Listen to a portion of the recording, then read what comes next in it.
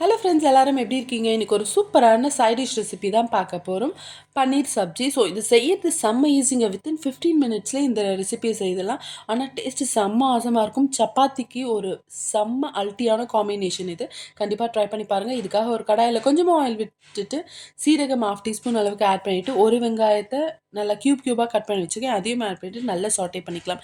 இது நல்லா சாட்டே ஆன உடனே ஒரு 1/2 கேப்சிகமாக க்யூபாக கட் பண்ணி வச்சுருக்கேன். அதையும் ஆட் பண்ணிவிட்டு இதுக்கு தேவையான அளவுக்கு உப்பு ஆட் பண்ணிவிட்டு இது ரெண்டுத்தையும் நல்லா சாட்டே பண்ணிக்கலாம். இப்போது குட்டி குட்டி க்யூபாக ஒரு 100 கிராம்ஸ் ஆஃப் பன்னீரை எடுத்திருக்கேன். அதையும் ஆட் பண்ணிவிட்டு இது நல்லா சாட்டே பண்ணிவிட்டு இதில் 1/2 டீஸ்பூன் அளவுக்கு மஞ்சள்தூள், 1 டேபிள் ஸ்பூன் அளவுக்கு மிளகாய் தூள்.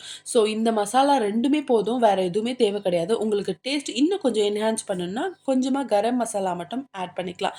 அது உங்களோட டேஸ்ட் பொறுத்தது. ஆனால் நான் இன்றைக்கி கரம் மசாலா எதுவும் ஆட் பண்ணல. ஆனால் டேஸ்ட்டு சூப்பராக இருக்கும். ட்ரை பண்ணலாம். ஸோ இப்போது இது நல்லா மீடியம் ஃப்ளேம்லேயோ இல்லை ஸ்லோ ஃப்ளேம்லேயோ வச்சு கொஞ்சம் இந்த பன்னீர் நல்லா குக் ஆகிற வரைக்கும் இதை நல்லா குக் பண்ணி எடுத்துக்கலாம். இப்போது இறக்குற இந்த ஸ்டேஜில் ஒரு 1/2 டீஸ்பூன் அளவுக்கு சில்லி சாஸ், 1 டீஸ்பூன் அளவுக்கு டொமேட்டோ சாஸ், ஒரு 1/4 டீஸ்பூன் அளவுக்கு சோயா சாஸ் ஆட் பண்ணிவிட்டு இதை நல்லா மிக்ஸ் பண்ணிக்கலாம். இது நல்லா மிக்ஸ் ஆன உடனே இப்போ 1 டீஸ்பூன் அளவுக்கு கார்ன்ஃப்ளவரில் கொஞ்சமாக தண்ணி ஊற்றி கரைச்சி எடுத்திருக்கேன். இது எதுக்காகன்னு பார்த்தோன்னா நம்மளுக்கு கிரேவி கன்சிஸ்டன்சி வர்றதுக்காக மட்டும்தான். இது வேணான்னா கூட நீங்கள் தாராளமாக ஸ்கிப் பண்ணிக்கலாம். அதுவே டேஸ்ட்டு சூப்பராக இருக்கும். ஸோ இப்போது இது ஒன்ஸ் நம்ம அந்த கார்ன்ஃப்ளவரை வாட்டர் ஊற்றின உடனே இது நல்லா திக்கனாக ஒரு கிரேவி மாதிரி கிடச்சிரும். ஸோ நம்ம சப்பாத்திக்கான சைட் டிஷ் ரெடி. ஸோ பார்த்தாவே உங்களுக்கு தெரியும், செம்ம டேஸ்ட்டாக இருக்கும். ரொம்பவே சிம்பிளாக செய்து முடிச்சிடலாம்.